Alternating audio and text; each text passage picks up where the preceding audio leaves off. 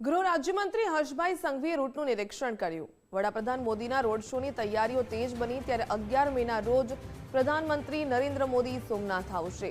હર્ષભાઈ સંઘવીએ તૈયારીઓનું નિરીક્ષણ કર્યું। વ્યવસ્થાને આખરી ઓપ આપવા માટે સૂચના અપાઈ। અમૃત મહોત્સવ અંતર્ગત સોમનાથ મહાદેવના દર્શન કરશે પ્રધાનમંત્રી નરેન્દ્ર મોદી।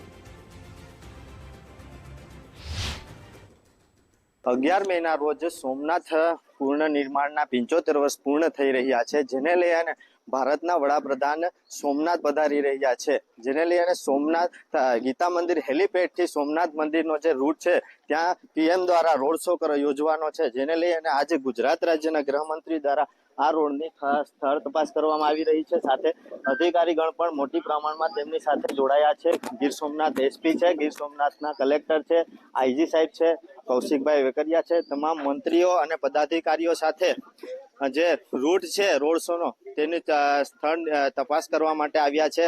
અને જે રૂટ ઉપરથી પીએમનો કાફલો પસાર થવાનો છે રોડ શો માટેનો, તેની હાલ ગૃહમંત્રી દ્વારા ચકાસણી કરવામાં આવી રહી છે। આપ જે દ્રશ્યમાં જોઈ રહ્યા છો તે દ્રશ્યની અંદર ગૃહમંત્રી હર્ષ સંઘવી દ્વારા જે સૂચનો છે તે પણ કરવામાં આવી રહ્યા છે। સાથે સાથે આજે સોમનાથની અંદર હેલીપેડ દ્વારા જે પુષ્પવર્ષા કરવાની છે તેનું પણ એક ડેમો કરવામાં આવ્યો છે।